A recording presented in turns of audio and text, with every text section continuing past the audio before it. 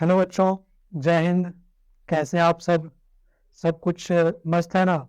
बच्चों, आज के इस क्लास में हम लोग पढ़ने वाले हैं क्लास 9 मैथ्स एनसीईआरटी चैप्टर 1 संख्या पद्धति के कुछ एग्जाम्पल्स को मैं देखूंगा, उसके बाद एक्सरसाइज में प्रवेश करूंगा। ठीक है बच्चों, कल की क्लास में हम लोगों ने पढ़ा था चैप्टर 1 संख्या पद्धति के आधारभूत कॉन्सेप्ट्स को हम लोगों ने सीखा था और जाना था, क्योंकि आधारभूत कॉन्सेप्ट्स को सीखे बिना हम एक्सरसाइज में प्रवेश नहीं कर सकते हैं, क्योंकि एक्सरसाइज में उन बेसिक कॉन्सेप्ट्स का यूज होता है। इसीलिए हम पहले बेसिक चीज़ों को सीखते हैं, आधारभूत चीज़ों को सीखते हैं, उसके बाद एग्जाम्पल्स को सॉल्व करते हैं, उसके बाद एक्सरसाइज को सॉल्व किया जाता है। ठीक है बच्चों, अगर कहीं आप इस मेथड से मैथ को पढ़ रहे हैं तो आपको मैथ को समझने में और अच्छी तरह से समझने में और बेहतर तरीके से सीखने में कोई भी दिक्कत और समस्याओं का सामना नहीं करना पड़ेगा। तो बच्चों, आज का जो ये क्लास है, ये क्लास आपका, इस क्लास में हम लोग एग्जाम्पल और एक्सरसाइज को देखेंगे और एक्सरसाइज और एग्जाम्पल को सॉल्व करेंगे। बच्चों, आप पहला एग्जाम्पल को देखिए। सबके पास बुक है ना? बुक है ना? चलिए, चलो हम लोग पहला एक एग्जाम्पल देखते हैं। एग्जाम्पल नंबर 1 कहता है, नीचे दिए गए कथन सत्य या असत्य हैं, कारण के साथ अपने उत्तर स्पष्ट कीजिए। ठीक है बच्चों, एग्जाम्पल एक का क्वेश्चन नंबर 1 क्या कहता है? क्वेश्चन नंबर 1 कह रहा है, हमको बताना है कि ये जो कथन है वो सत्य है या असत्य है, यानी कि सही है या गलत है, जो इस बुक में कहा जा रहा है। अब कहा क्या जा रहा है, जरा ध्यान से इसको देखिए।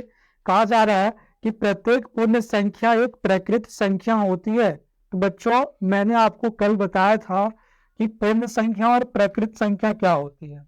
बच्चों, पूर्ण संख्या को मैंने बताया था कि पूर्ण संख्या जो होती है ये 0 से शुरू होकर के अनंत तक जाती है। ठीक है, और प्राकृत संख्या जो होती है, प्राकृत संख्या ये 1 से शुरू होकर के अनंत तक जाती है। ठीक है, तो बच्चों जैसा कि आप यहाँ पे देख पा रहे हैं कि पूर्ण संख्या जो है वो 0 से शुरुआत होता है और अनंत तक जाता है, मतलब इनफाइनाइट तक जाता है ना?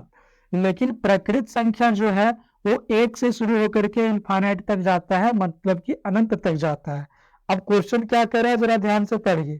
कह रहा है कि प्रत्येक पूर्ण संख्या एक प्रकृत संख्या होती है, यानी कि प्रत्येक पूर्ण संख्या में बच्चों क्या आ रहा है, देखिए 0 भी आ रहा है ना? 0 भी शामिल है पूर्ण संख्या में, लेकिन प्रकृत संख्या में 0 शामिल है क्या? 0 शामिल है क्या? नहीं है। तो क्या ये कथन सही है या गलत है? कैसे सही है? कथन तो गलत है ना? कथन गलत है। कथन क्या कह रहा है? कथन कह रहा है कि प्रत्येक पूर्ण संख्या एक प्रकृत संख्या होती है। नहीं, बिल्कुल गलत है, क्योंकि हम यहाँ पे देख पा रहे हैं कि पूर्ण संख्या में 0 भी आता है लेकिन प्राकृत संख्या में 0 नहीं आता है। तो इस आधार पे हम कह सकते हैं कि कथन नंबर 1, यानी कि स्टेटमेंट नंबर 1 जो है वो हमारा क्या हो जाएगा? गलत हो जाएगा, और इसे हम असत्य लिखेंगे। ठीक है बच्चों, चलिए अब हम लोग आगे बढ़ते हैं और कथन नंबर 2 पे हम लोग देखते हैं कि क्या कहता है। 2 को देखिए, कहता है स्टेटमेंट 2 कहता है कि प्रत्येक पूर्णांक एक परिमेय संख्या होती है। प्रत्येक पूर्णांक एक परिमेय संख्या होती है। बच्चों, मैं आपको विस्तार से समझाऊंगा, एकदम टेंशन लेने की आवश्यकता नहीं है, घबराने की आवश्यकता नहीं है। बिल्कुल धीरे धीरे आराम से पढ़ेंगे, चीजों को सीखते सीखते पढ़ेंगे। ऐसा नहीं कि सारा चीज पढ़ लिए लेकिन कोई पूछ दिया तो हमें कुछ आता ही नहीं है। ठीक है, तो इस तरह से नहीं पढ़ना है, थोड़ा सा पढ़ना है लेकिन बेहतर तरीके से और समझ के पढ़ना है, ताकि दिमाग में हमेशा के लिए बनी रहे। बात को समझ रहे हैं ना आप लोग? चलिए, तो जरा ध्यान से देखिए। कथन कह रहा है कि प्रत्येक पूर्णांक एक परिमेय संख्या होती है। तो बच्चों, जरा आप हमें बताइए कि पूर्णांक क्या होता है? तो आप कहेंगे कि सर, पूर्णांक जो होता है ये संख्याओं का एक समूह होता है, जिसमें पूर्ण संख्याएं और ऋणात्मक संख्याएं शामिल होती है। पूर्ण संख्याएं 0 से शुरू होकर के अनंत तक जाती है, ये अनंत तक जाएगा, और ऋणात्मक संख्याएं भी इस इस समूह में शामिल होती है, ये भी अनंत तक जाएगा। और बच्चों इस चीज को मैंने एक्सप्लेन करते हुए आपको समझाया था कि जीरो जो है वो ना तो ऋणात्मक पूर्णांक है और ना ही धनात्मक पूर्णांक है। आपको याद है ना? याद है ना आपको? जीरो जो है वो ना तो धनात्मक पूर्णांक है और ना ही ऋणात्मक पूर्णांक है। इस चीज को आप याद रखेंगे, ये 1 नंबर के सवाल में पूछा जाता है। ओके, चलिए। अब कथन कह रहा है कि प्रत्येक पूर्ण संख्या एक परिमित संख्या होती है। विस्तार से समझेंगे। परिमित संख्या बच्चे क्या होता है, जरा आप हमें बताइए। परिमित संख्या को हम p बाई q के रूप में लिख सकते हैं और q does not equal to हमारा 0 होना चाहिए। यही होता है ना? यही होता है ना? चलिए, अब इधर वाले नंबर को हम कहते हैं पॉजिटिव इंटीजर और इस साइड वाले नंबर को हम कहते हैं नेगेटिव इंटीजर। इस चीज को मैंने कल बताया था। अब जरा आप देखिए, क्या 1 जो है ये परिमित संख्या है? आप कहेंगे सर यहाँ पे तो हम p बाई q के फॉर्म में हम देख ही नहीं पा रहे हैं, हम खोज नहीं पा रहे हैं कि p तो हमें नजर आ रहा है बट हमें q नजर नहीं आ रहा है। आप यही कहेंगे ना? लेकिन q नीचे बच्चों छिपा हुआ रहता है और नीचे हमेशा 1 छिपा हुआ रहता है। ठीक है, हिडन फॉर्म में अवेलेबल रहता है। ओके, है ना? अब जैसे 3 की बात करते हैं तो आप कहेंगे सर हमें 3 तो यहाँ पे दिखाई दे रहा है, p के जगह पे 3 तो दिखाई दे रहा है बट यहाँ पे q दिखाई नहीं दे रहा है। तो बच्चों मैंने एक बात अभी तुरंत समझाया कि नीचे 1 छिपा हुआ रहता है ना? 1 छिपा हुआ रहता है और इस प्रकार से ये परिमित संख्या बन जाती है। यानी हम कह सकते हैं कि जितने भी पूर्णांक है, जितने भी पूर्णांक संख्याएं हैं वो परिमित संख्या होती है। बच्चों समझ में आया आपको? आ गया ना समझ में? चलिए, अब इस आधार पे स्टेटमेंट नंबर 2 को यानी कथन नंबर 2 को हम लोग क्या कह सकते हैं? सत्य कह सकते हैं। ओके, क्या कह सकते हैं? सत्य कह सकते हैं।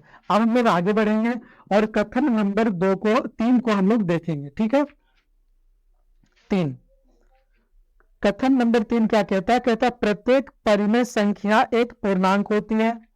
प्रत्येक परिमेय संख्या एक पूर्णांक होती है।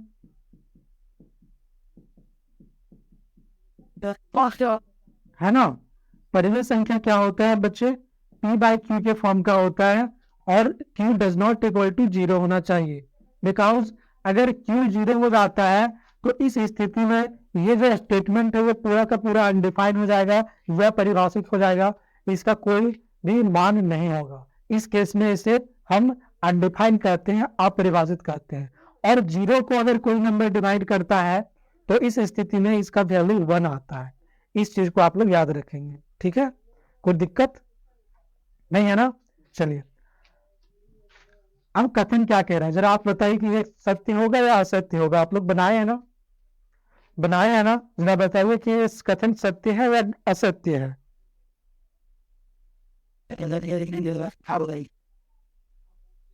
बताइए। ये कथन असत्य है क्योंकि 3/5 जो है यह एक परिमेय संख्या है, लेकिन ये पूर्णांक संख्या नंबर लाइन में आपको नहीं मिलेगा, है ना? इसीलिए ये कथन क्या हो जाता है? असत्य हो जाता है। बच्चों आपको एग्जाम्पल नंबर 1 जो है वो पूरी तरह से क्लियर हुई या नहीं होगी?